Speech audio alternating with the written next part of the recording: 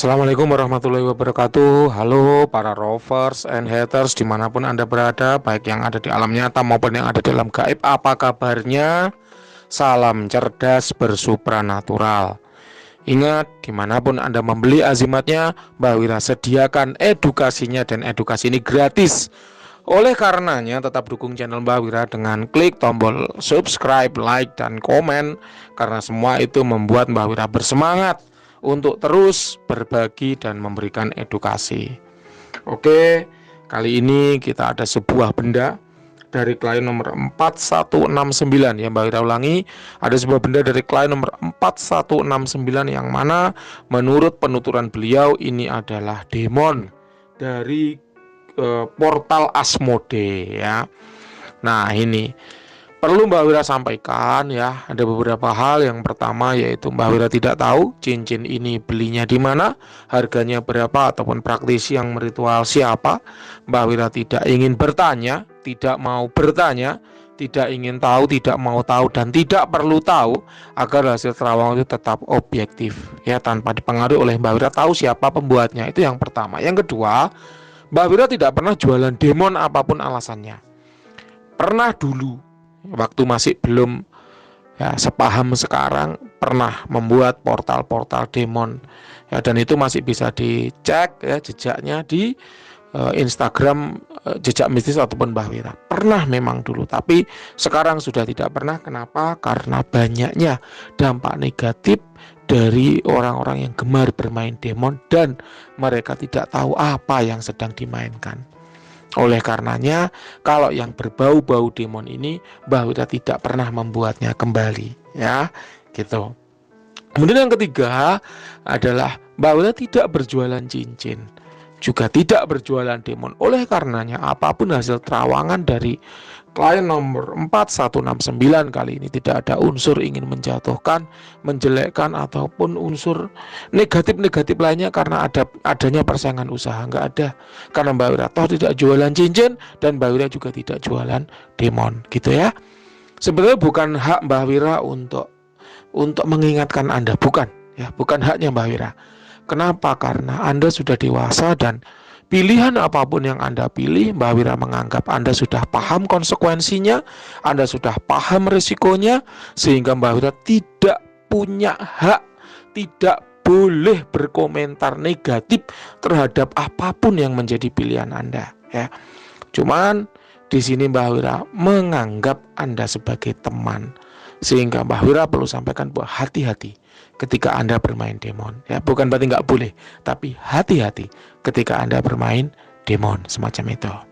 Kita kembali. Sebetulnya ketika Anda bertanya demon kepada Mbak Wira itu kurang pas kalau menurut Mbak Wira. Kenapa? Karena Mbak Wira ini adalah praktisi yang alirannya itu adalah al-hikmah. Mbak Wira mempelajari ilmu-ilmu kejawen dan al-hikmah yang mana jurusannya adalah nyambat gaib kepada khodam.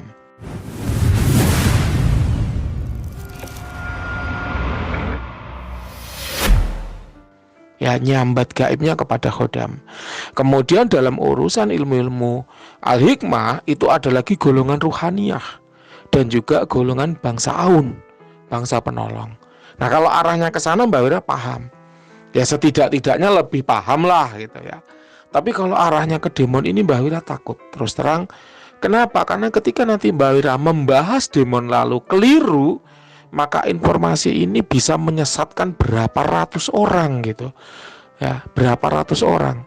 Subscribernya Mbak Wira aja ada 200 sekian. Dulu kalau masih di jejak mistis ya 5.000 lebih ya, 5.500-an. Sekarang tinggal 218. Ya, tapi artinya video ini bisa menjangkau berapa tahun ke berapa ratus orang. Oleh karenanya, dalam hal ini Mbak Wira tidak akan menyoroti dari sisi demonnya, tapi Mbak Wira akan menyoroti dari sisi khodamnya. Jelas ya? Memang Anda perlu mengecek ya latar belakang praktisi itu seperti apa. Kalau Anda minta diritualkan demon ke Mbak Wira jelas nggak bisa. Anda minta terawangan demon ke Mbak Wira, jelas Mbak Wira juga tidak akan paham. Kayak gitu, itu adalah batasan dari seorang praktisi. Karena praktisi itu punya spesialisasinya sendiri-sendiri. Ibarat Anda patah tulang, Anda tanya ke dokter gigi, ya dokter gigi nggak bisa menjelaskan banyak. Karena itu bukan spesialisasinya. Dan ketika orang yang tidak spesialis kemudian berbicara terhadap suatu hal yang tidak dikuasainya, maka hanya akan ada kehancuran, kayak gitu. Paham ya? Jadi ini mohon maaf dulu, Mbak Wira tidak akan bisa membahas ya tentang perdemonan pada benda ini. Mbak Wira hanya akan menyoroti dari segi energi dan dari segi kodamnya, gitu ya. Kita kembali ke energi. Energi ini penting ya untuk diketahui. Kenapa? Karena yang namanya benda bertuah, itu adanya tuah adalah dari energi yang dikandung oleh benda itu. Apakah energi itu berasal dari alam misalnya? Jadi alam yang membuatnya terisi energi, alam yang membuatnya mengandung energi, alam yang mengubah karakternya. Dari yang sebelumnya tidak bertuah kemudian menjadi bertuah, alam yang membuatnya. Benda-benda semacam itu biasa disebut dengan mustika. Jelas ini bukan mustika. Yang kedua adalah benda-benda mengandung energi dari praktisi yang meritualkan. Jadi memang ada teknik-teknik, metode, ilmu-ilmu khusus untuk mengisikan energi manusia ke dalam sebuah benda. Ya, ini jelas bukan energi manusia. Yang ketiga yaitu energi dari khodam. Mbah Wira memang menangkap dari awal bahwa ini adalah energi dari khodam. Kalau bicara energinya adalah panas menolak. Ya, panas menolak. Nah, panas menolak ini menjadi indikasi bahwa dia memiliki tuah dalam hal proteksi dan eksekusi. Apa itu? Proteksi adalah suatu tuah yang melindungi, wasilah keselamatan jaga diri Anda sebagai pemiliknya dari bahaya baik yang sifatnya nyata maupun yang gaib. Loh Mbah, keselamatan itu kan asalnya dari Tuhan semata, keselamatan kan asalnya dari Allah semata. Memang betul. Khodam energi adalah seperti kita memakai helm. Ibarat kita naik motor, kita pakai helm. Helm itu sarana atau wasilah keselamatan saja. Orang jatuh dari motor pakai helm mati, nggak selamat banyak. Orang jatuh dari motor pakai helm nggak mati juga banyak. Hidup matinya manusia bukan di tangan helm, Mbah. Hidup matinya manusia di tangan Tuhan. Betul. Tapi setidaknya helm itu adalah wasilah atau perantara keselamatan. Itu yang Mbak Wira maksudkan, ya.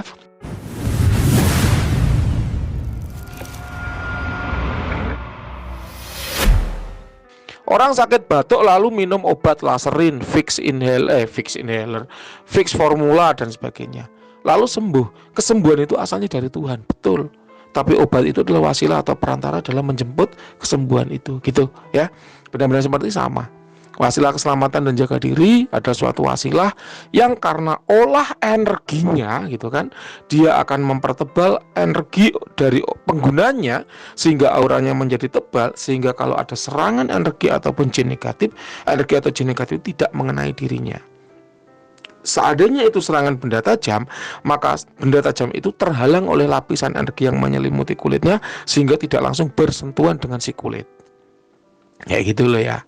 Jadi itulah mekanisme kerja azimat-azimat, bertuah, proteksi dan keselamatan. Eksekusi itu apa? Menyerang orang. Ya, jadi kalau bahasa halusnya itu gini, mengembalikan serangan kepada pengirimnya gitu.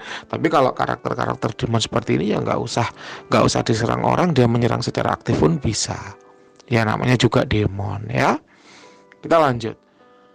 Loh Mbah, dari segi karakter seperti itu bagaimana kodamnya? Nah maka Mbak Wira berusaha melihat kodamnya seperti apa melalui metode visualisasi. Apa itu?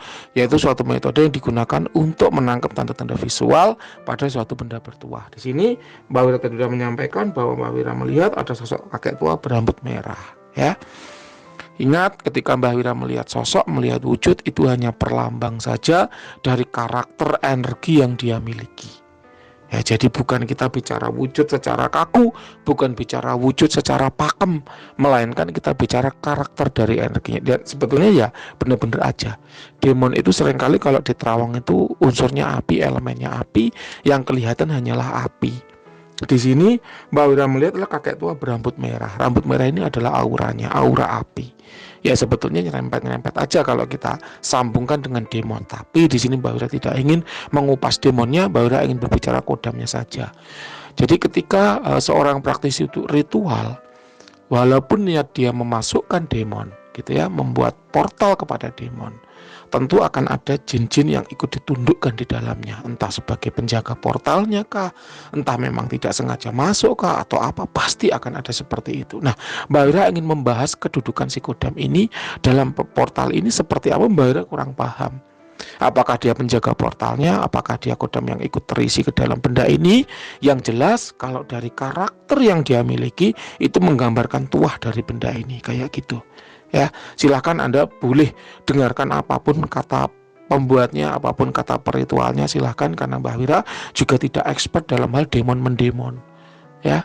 Tapi kalau dari segi benda bertuah, oh ada orang memiliki benda bertuah, Mbak Wira melihat, Mbak Wira merasakan, oh Mbak Wira bisa menebak benda ini arahnya kemana, benda ini tuahnya kemana, kayak gitu. Kita kembali, lalu siapa sosok kakek tua ini? Entahlah, apakah dia penjaga portalnya, apakah dia kodam yang ikut ritual ke dalam situ, apa bagaimana, entahlah, Mbak Wira juga tidak paham. Tapi yang jelas sosok ini ikut terlihat sebagai kodam dalam benda ini, dan dia juga memberikan tuah kepada si pengguna benda ini ya. Kakek tua berarti laki-laki, jenis kelaminnya laki-laki, tua, usianya tua, berambut merah, elemennya api, auranya merah, menandakan dia punya tuah dalam hal proteksi, eksekusi, kewibawaan, penundukan, dan mempengaruhi pikiran orang lain agar mudah nurut apa yang diucapkan, apa yang diinginkan oleh si pengguna benda ini. Mbak kok hebat banget, apa adanya aja. Ingat loh ya, Mbak Wira nggak tahu ini yang meritual siapa.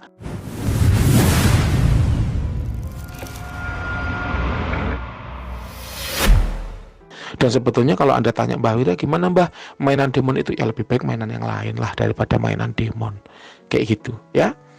Kemudian asal kodam dari laut ya, ini merupakan jin laut, usianya kira-kira 3.200 tahun ya. Ini dark entitas. Hati-hati apabila yang memiliki itu tidak kuat, maka akan hawanya itu panas, pembawaannya itu panas, gampang emosi. Itu kalau tidak kuat. Kalau kuat ya tidak masalah, level powernya lumayan 92 gitu ya. Kemudian selain proteksi, eksekusi, penundukan ya, penundukan mempengaruhi pikiran orang, ada tuah apa saja Mbah, itu tergantung dari skill dari pengguna benda ini mau dibawa ke arah mana. Tapi kalau ini ngomongin demon, maka tentu arahnya akan bermacam-macam. Harta tahta wanita biasanya masuk semua. Tapi ingat loh ya, tidak ada yang gratis di dunia ini, kayak gitu.